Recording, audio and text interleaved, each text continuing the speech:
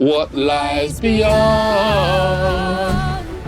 Okay, so let's talk Moana 2. Now, first thing to get out of the way is that this is a smash hit.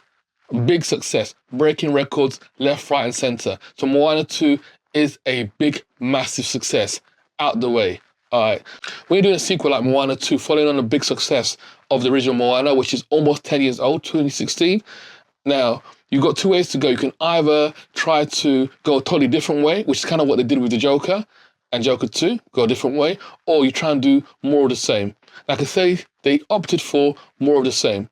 So you're going to go through, I mean, it's Disney, so I'm not going to talk about the animation because it's top notch. I'm not going to talk about the direction, the shots, all that is obviously top notch, as you would expect from Disney. Now, the storyline wise now, you're going to say she's sailing to a mysterious island to break a curse, to unite her people.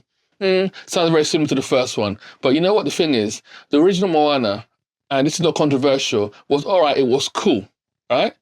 What made that film stand out was the songs. That's what elevated it to that level.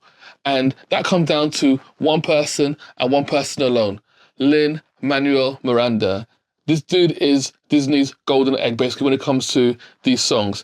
Now, if you don't know who this dude is, get to know. I mean, you may or may not have heard or seen Hamilton, his original stage play. Incredible songs in that. The same dude wrote Encanto's songs, including We Don't Talk About Bruno, and the songs for most of the original Moana soundtrack. I mean, this dude is on fire. He does not miss. I mean, so the shocking thing was when I found out that Lin-Manuel Miranda wasn't doing the songs for Moana 2. And I was like, ooh, what's going on with that? So, quick history lesson. Basically, Moana 2 was meant to be a Disney Plus series. Yeah, they were trying to put as much content on Disney Plus as possible. So Moana 2 was just meant to be a straight to Disney Plus series. It was. So when it came down to it, they said to Lin-Manuel Miranda, they said, well, actually, we've got the Moana sequel, which is going to be on Disney Plus, and then we've got Mufasa the Lion King as well, live action, which is going to be at the cinema. Which you're going to work on? And he's like, you know what? I'm not going to do the Disney Plus show. I'm going to do the movie, which you'd expect from him, from someone like him. So he was off doing that. Then at some point earlier this year, they decided they're going to swap this from a Disney Plus show to actually a movie, cinematic release. So he wasn't actually available to do the songs for it. So they brought in our songwriters who have done a brilliant job. They've done a really, really good job. The question is, do those songs match the original songs? That's the real question, I guess everybody's asking, because storylines are basically, the same, too similar, The Rock doing his thing as Maui.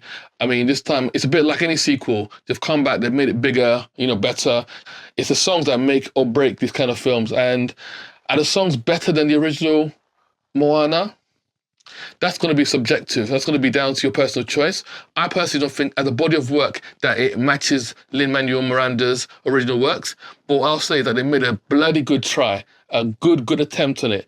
The standout song, obviously, that everybody must have heard by now is What Lies Beyond. You love my vocals right there.